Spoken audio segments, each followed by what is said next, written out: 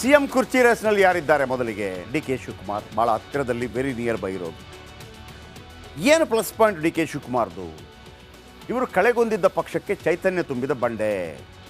2018ರಲ್ಲಿ 80 ಬಂದ ನಂತರ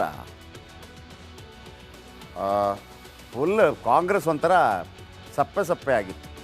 ಯಾವಾಗ ಕೆ ಪಿ ಸಿ ಅಧ್ಯಕ್ಷರಾದರೂ ಕಾಂಗ್ರೆಸ್ಗೊಂದು ನವಚೈತನ್ಯ ಬಂತು. ಆಮೇಲೆ ನವಚೈತನ್ಯ ಯಾಕೆ ಬರುತ್ತೆ? ಚುನಾವಣೆಯಲ್ಲಿ ಧನ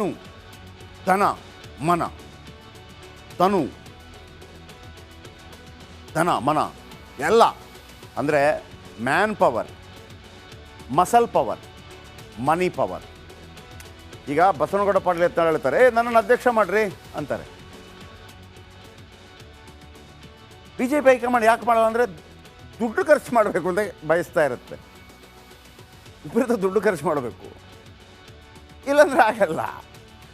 ನೀವು ಯಾರಿಗಾದರೂ ಬಿ ಫಾರಮ್ ಕೊಡಬೇಕು ಅಂತಂದರೆ, ಈಗ ಸಿದ್ದರಾಮಯ್ಯನವರು ಬಿ ಫಾರಮ್ ಕೊಡ್ತಾರೆ, D K Shivakumar B farm ಕೊಟ್ಟರೆ ಕೇವಲ ಬಿ ಫಾರಮ್ ಅಲ್ಲ, ದುಡ್ಡನ್ನು ಕೊಡ್ತಾರೆ ಗೆಲ್ಲಿಸ್ಕೊಂಬ ಅಂತೇಳಿ. ದೇವೇಗೌಡರು ಕೊಡ್ತಾರೆ. ದೇವೇಗೌಡರು ಒಮ್ಮೆ ಈ YSV ದತ್ತ ಅವರಿಗೆ ಕಡೂರಿಂದ ನಿಲ್ಲಬೇಕಾದ್ರೆ 50 ಲಕ್ಷ ಕೊಟ್ಟಿದ್ದರಂತೆ. ದತ್ತ ಹೇಳ್ತಾಯಿದ್ರು, ನಾನು ಅದನ್ನು 50 ಲಕ್ಷ ಹೆಂಗೆ ಮಾಡೋದು, ಒಮ್ಮೆ ಕೊಟ್ಟರೆ ಅಭ್ಯಾಸ ಆಗ್ಬಿಡ್ತದೆ, ಹುಲಿ ಮೇಲಿನ ನಡಿಗೆ ಅಂದರೆ ಎಲ್ಲರೂ ಕೊಡ್ತಾರೆ. ನಾಳೆ ಓಟ್ ಹಾಕಬೇಕಲ್ಲ. ಡಿ ಕೆಗೆ ಪವರ್ ಇದೆ. ಮತ್ತು ಸಿದ್ದರಾಮಯ್ಯನವರು ಸ್ವಂತ ಮಾಡಲ್ಲ, ಅದನ್ನು ಜಾರ್ಜ್ಗೋ, ಮಹದೇವಪ್ಪ ಅವ್ರಿಗೋ, ಮೊದಲು ಮಹದೇವ ಪ್ರಸಾದ್ ಇವರಿದ್ದರು ಅವ್ರಿಗೋ, ಅಥವಾ ಭೈರತಿ ಸುರೇಶ್ಗೋ ಹೇಳ್ಬಿಟ್ಟು ಮಾಡಿಸ್ತಾರೆ. ಇವರಾದರೆ ಡೈರೆಕ್ಟ್. ಹಾಗಾಗಿ ಸಿದ್ದರಾಮಯ್ಯ ಬಿಟ್ಟರೆ ರಾಜ್ಯದ ಬೆಸ್ಟ್ ಲೀಡರ್ ಯಾರು? ಡಿ ಕೆ ಶಿವಕುಮಾರ್, ಕಾಂಗ್ರೆಸ್ ಪಾಲಿಗೆ. ಈಗ ದಲಿತಾಸ್ತ್ರ ಪ್ರಯೋಗ ಆಗ್ತಾ ಇದೆ, ದಲಿತರ ಭೂಮಿ ಆರೋಪ ಬರ್ತಾ ಇದೆ, ಆಮೇಲೆ SC ST ದುಡ್ಡು ವಾಲ್ಮೀಕಿ ನಿಗಮ ಅಂತ ಹೇಳುವಾಗ ದಲಿತರಿಗೆ ಸ್ವಲ್ಪ ಬೇಸರ ಆಗಿರ್ಬೋದು. ಹಾಗಿರುವಾಗ ಇನ್ನೊಂದು ಹೆಸರು ಬರುತ್ತೆ, ಯಾವುದು? CM ಕುರ್ಚಿ ರೇಸಲ್ಲಿ ಮಲ್ಲಿಕಾರ್ಜುನ ಖರ್ಗೆ ಅವರು ಹೆಸರಿದೆ ಅಷ್ಟೇ. ಯಾಕೆ ಹೆಸರಿದೆ ನೋಡಿ? ಮಲ್ಲಿಕಾರ್ಜುನ ಖರ್ಗೆ 82 ವರ್ಷ, ಒಮ್ಮೆ ಕೂಡ CM ಆಗಲಿಲ್ಲ ಎಂಬ ಕೊರಗು ಮಲ್ಲಿಕಾರ್ಜುನ ಖರ್ಗೆಗಿದೆ. ಕಾಂಗ್ರೆಸ್ ಅನೇಕ ನಾಯಕರಿಗೂ ಇರ್ಬೋದು. ಕಾಂಗ್ರೆಸ್ ದಲಿತ CM ಕೂಗು ನೀಗಿಸಬೇಕಿದೆ. ಹಾಗಂತ ಖರ್ಗೆ ಪ್ರತಿ ಸಲ ಹೇಳ್ತಾರೆ, ನಾನು ದಲಿತ ಅನ್ನೋ ಕಾರಣಕ್ಕಾಗಿ ನನಗೆ ಲೀಡರ್ಶಿಪ್ ಕೊಡಬೇಡಿ ಅಂತ. ನಿಜ, ದಲಿತ ಅನ್ನೋ ಕಾರಣಕ್ಕಾಗಿ ಅಲ್ಲ, ಅದಕ್ಕಿಂತ ಮೀರಿದಂಥ ಒಂದು ಅನುಭವ ಅವರಿಗೆ ಖಂಡಿತವಾಗಲೂ ಇದೆ. ಆದರೆ ಅದರ ಜೊತೆಗೆ ಅವರನ್ನು ಮುಖ್ಯಮಂತ್ರಿ ಮಾಡಿದರೆ ಈ ದಲಿತರಿಗೆ ಅನ್ಯಾಯವಾಯಿತು ಅನ್ನುವಂಥ ಆರೋಪ ಇದೆಯಲ್ಲ, ಅಳಿಸಿ ಹೋಗುತ್ತೆ ಅಂತ. ಇದು ಕಾಂಗ್ರೆಸ್ಗೆ ಸಿಕ್ಕಿರುವಂಥ ಒಂದು ಅಪರೂಪದ ಅವಕಾಶ. ಒಂದು ವೇಳೆ ಮಲ್ಲಿಕಾರ್ಜುನ ಖರ್ಗೆ ಅವರು ಮುಖ್ಯಮಂತ್ರಿ ಆದರೆ ಅದರಲ್ಲಿ ಎರಡು ಮಾತೇ ಇಲ್ಲ, ಎಲ್ಲ ಚುಪ್ ಆಗ್ತಾರೆ. ಆ ಕಡೆ ಕೇಂದ್ರದಲ್ಲಿ ಅಧ್ಯಕ್ಷ ಆಗಿದ್ದಾರೆ ಅವರು, AICC ಅಧ್ಯಕ್ಷ. ವಿರೋಧ ಪಕ್ಷದ ನಾಯಕರಾಗಿ ರಾಹುಲ್ ಗಾಂಧಿ ಇದ್ದಾರೆ. ರಾಹುಲ್ ಗಾಂಧಿ ಈಗ ಸ್ವಲ್ಪ ಸಾಲಿಡ್ ಆಗಿದ್ದಾರೆ, ಯಾಕಂದರೆ 99 ಬಂದಿದೆ, 240 ಒಟ್ಟು ವಿರೋಧ ಪಕ್ಷದ ನಾಯಕ ಎಲ್ಲ ಆಗಿದ್ದಾರೆ. ಮೂರನೇ ಅವರು CM ಕುರ್ಚಿ ರೇಸಲ್ಲಿದ್ದಾರೆ, ಡಾಕ್ಟರ್ G. ಪರಮೇಶ್ವರ್. ದಲಿತ CM ರೇಸ್ನಲ್ಲಿ ಖರ್ಗೆ ಬಳಿಕ ಎರಡನೇ ಆಯ್ಕೆ ಡಾಕ್ಟರ್ G. ಪರಮೇಶ್ವರ್. ಸಂಭಾವಿತ, ಬುದ್ಧಿವಂತ, ವಿದ್ಯಾವಂತ, ಸಂಭಾವಿತ, ಪ್ರಮುಖ ಖಾತೆ ನಿಭಾಯಿಸಿದ ಅನುಭವ ಇದೆ. ಸದಾಕಾಲ ಮುಖ್ಯಮಂತ್ರಿ ಕುರ್ಚಿಯ ಒಂದು ಕನಸಿತ್ತು. ಪಾಪ 2013ರಲ್ಲಿ ಗೆದ್ದಿದ್ರೆ ಸಾಕಿತ್ತು ಕೊರಟಗೆರೆಯಲ್ಲಿ. 2013ರಲ್ಲಿ ಇವರೇನಾದರೂ ಗೆದ್ದಿದ್ದರೆ ಸಿದ್ದರಾಮಯ್ಯ ಅಲ್ಲ ಮುಖ್ಯಮಂತ್ರಿ, ಪರಮೇಶ್ವರ್ ಮುಖ್ಯಮಂತ್ರಿ. ಯಾಕೆ ಅಂತ ನೀವು ಕೇಳಿ. ಯಾಕೆ ಅಂದರೆ ಅಲ್ಲೊಂದು ಆಫರ್ ಬರುತ್ತೆ. ಏನು? 2006ರಲ್ಲಿ ಸಿದ್ದರಾಮಯ್ಯ ಕಾಂಗ್ರೆಸ್ಗೆ ಬಂದಿದ್ದು. 7, 8, 9, 10, 11, 12, 13 7 ವರ್ಷ ಆಗಿರುತ್ತೆ ಕಾಂಗ್ರೆಸ್ಗೆ ಬಂದು. ಮುಖ್ಯಮಂತ್ರಿ ಆಯ್ಕೆಯಲ್ಲಿ ಪರಮೇಶ್ವರ ಸಿದ್ದರಾಮಯ್ಯನವರ ಅಂತ ಬಂದಾಗ ಸಿದ್ದರಾಮಯ್ಯನವರು ಆಗ ವಲಸಿಗರು ಜಾಸ್ತಿ ಕಾಣ್ತಾರೆ. ಇವರು 8 ವರ್ಷ KPCC ಅಧ್ಯಕ್ಷರಾಗಿದ್ದರು. ಹಾಗಾಗಿ ಪರಮೇಶ್ವರಿಗೆ ಚಾನ್ಸ್ ಇತ್ತು. ಬಟ್ ಪರಮೇಶ್ವರ್ ಗೆಲ್ಲಲಿಲ್ಲ.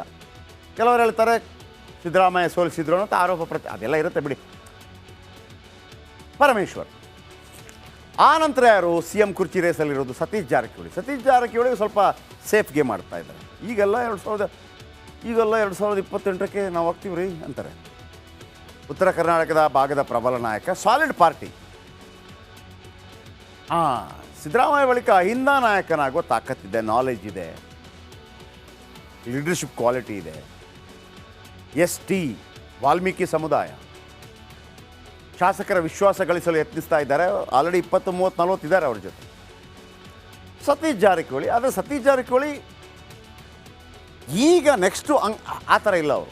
ನೆಕ್ಸ್ಟ್ ಎಲೆಕ್ಷನಲ್ಲಿ ನೋಡೋಣ ಆ ಥರ ಇದ್ದಾರೆ. ಬಟ್ ಇವ್ರಿಗೆಲ್ಲ ಹೆಂಗಿದೆ ಅಂತಂದರೆ, ಒಂದು ವೇಳೆ ಡಿ ಕೆ ಶಿವಕುಮಾರ್ ಆಗಿಬಿಟ್ರೆ ನಮ್ಮ ಗತಿ ಏನು, ಸಿದ್ದರಾಮಯ್ಯ ಸೈಡ್ಲೈನ್ ಆಗಿಬಿಟ್ಟು ಅಂದರೆ ನಿವೃತ್ತಿ ಆದರೆ, ಹಾಗಾಗಿ ಸ್ವಲ್ಪ ಪ್ರಯತ್ನ ಪಡ್ತಾ ಇದ್ದಾರೆ. ಇನ್ನು ಸಿ ಎಂ ಕುರ್ಚಿ ರೇಸ್ ಮೇಲೆ ಎಂ ಬಿ ಪಾಟೀಲ್ ಇದ್ದಾರೆ. ಎಂ ಬಿ ಪಾಟೀಲ್ಗೊಂದು ಆಸೆ ಇದೆ ನೋಡಿ. ಬಿ ಜೆ ಪಿಯಲ್ಲಿ ಯಡಿಯೂರಪ್ಪನವ್ರನ್ನ ಕೆಳಗಿಳಿಸಿದ ನಂತರ ವಿಜೇಂದ್ರ ದೊಡ್ಡ ಲೀಡ್ರಾಗಿ ಮರ್ಜ್ ಆಗೋದಕ್ಕೆ ಟೈಮ್ ಇದೆ. ಲಿಂಗಾಯತರನ್ನು ಸೆಳಿಬೇಕು ಅಂತಂದರೆ ನಮ್ಮನ್ನು ಮಾಡಿ. ವೀರೇಂದ್ರ ಪಾಟೀಲ್ ನಂತರ ಲಿಂಗಾಯತರು ಬರಲೇ ಇಲ್ಲ. ಕಳೆದ ಬಾರಿ ಕೂಡ ಸ್ವಲ್ಪ ಜಾಸ್ತಿ ಆಗಿದ್ದು. ಯಾಕೆ ಎಮ್ ಎಲ್ ಎ ಜಾಸ್ತಿ ಆಗಿದ್ದು ಅಂತಂದರೆ ಯಡಿಯೂರಪ್ಪನವರಿಗೆ ಅವಮಾನ ಆಯಿತು ಅನ್ನೋ ಕಾರಣಕ್ಕಾಗಿ ಲಿಂಗಾಯತರನ್ನ ಕಾಂಗ್ರೆಸ್ಗೆ ಮತ್ತೆ ಕರೆತರಬೇಕು ಅಂತಂದರೆ ನಾನು ಆಗಬೇಕು ಅನ್ನೋಂಥದ್ದು ಅವರ ಅಹವಾಲು. ಆಮೇಲೆ ಎಂ ಬಿ ಪಾಟೀಲ್ ಅವರ ಬಳಿ ಕೂಡ ತನು ಧನ ಮನ ಎಲ್ಲ ಶಕ್ತಿ ಇದೆ, ಜಾತಿ ಶಕ್ತಿ ಇದೆ. ಅದನ್ನು ಅವರು ರೂಢಿಸ್ಕೋಬೇಕು. ದುಡ್ಡಿನ ವಿಚಾರದಲ್ಲಿ ಏನು ತೊಂದರೆ ಇಲ್ಲ, ಬೇಕಾದಷ್ಟಿದೆ. ಆಮೇಲೆ ಉತ್ತರ ಕರ್ನಾಟಕ ಭಾಗದ ಆ ಭಾಗದವರಿಗೊಂದು ಕೊಡಬೇಕು ಅನ್ನುವಂಥ ಒಂದು ಕೂಗಿದೆಯಲ್ಲ, ಅದಕ್ಕೂ ಕೂಡ ದನಿಯಾಗುವಂಥ ಸಾಧ್ಯತೆ ಇದೆ. ಓಕೆ, ನಿಮಗೀಗ ಒಂದು ವೆರಿ ಇಂಟ್ರೆಸ್ಟಿಂಗ್ ಸ್ಟೋರಿ ಹೇಳ್ತೀನಿ. ನೀವೆಲ್ಲ ಎಗ್ ಪಫ್ ತಿಂದಿರ್ತೀರಲ್ಲ, ಎಗ್ ಪಫ್, ಮೊಟ್ಟೆ ಪಫ್. ವೆಜ್ ಅವರು ತಿಂದಿರೋದಿಲ್ಲ, ಕೆಲವರು ತಿಂದಿರ್ಬೋದು, ಅದು ವಿಷಯ ಅಲ್ಲ. ಈಗ ಎಗ್ ಪಫ್ ಅಂದರೆ ಯಾರಿಗಿಷ್ಟ ಇರಲ್ಲ ಹೇಳಿ? ಗರಿ ಇದ್ದರೆ ಒಂಥರ ತಿಂದುಬಿಡ್ತೀವಿ ನಾವು, ಹೊಟ್ಟೆ ತುಂಬ ತಿಂದುಬಿಡ್ತೀವಿ. ಮ್ಯಾಕ್ಸಿಮಮ್ ಒಂದಾದರೂ ತಿಂದುಬಿಡ್ತೀವಿ. ಎಷ್ಟು ತಿನ್ಬೋದು ಎಗ್ ಪಫ್? 5 ಇಲ್ಲ 10 ಮ್ಯಾಕ್ಸಿಮಮ್. ನೀವು ಇಷ್ಟಪಟ್ಟೆ ತಿನ್ನೋಣ ಕಾಂಪಿಟೇಷನಲ್ಲಿ. ವಿಷಯ ಬರ್ತಾ ಇದ್ದೀನಿ. ಮಾಜಿ ಸಿ ಎಂ, ಆಂಧ್ರದ ಮಾಜಿ ಸಿ ಎಂ ಜಗನ್ಮೋಹನ್ ರೆಡ್ಡಿ ಕೋಟಿ ರೂಪಾಯಿಯ ಎಗ್ ಪಫ್ಗಳನ್ನೇ ತಿಂದಿದ್ದಾರೆ. ಖರ್ಚು ಎಷ್ಟಾಗಿದೆ ಎಗ್ ಪಫ್ ಬಂದವರಿಗೆ ಕೊಟ್ಟು ಅಂತ. ಎಗ್ ಪಫ್ಗೆ ವೆರಿ ಇಂಟ್ರೆಸ್ಟಿಂಗ್ ಸ್ಟೋರಿ, ಬನ್ನಿ ನೋಡೋಣ.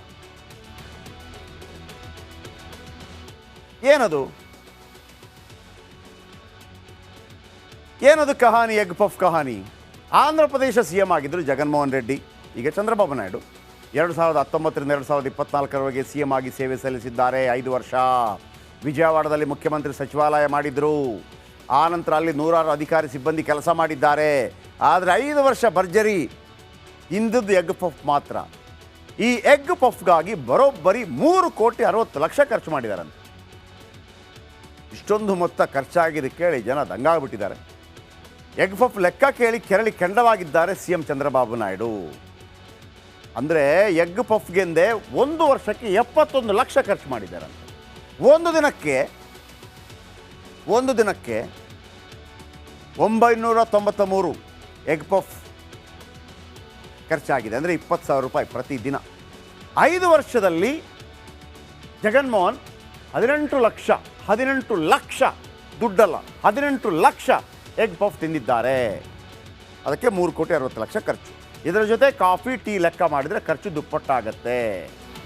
ಇದು ಜಗನ್ಮೋಹನ್ ರೆಡ್ಡಿ ಅವರ ಎಗ್ ಪಫ್ ಕಹಾನಿ.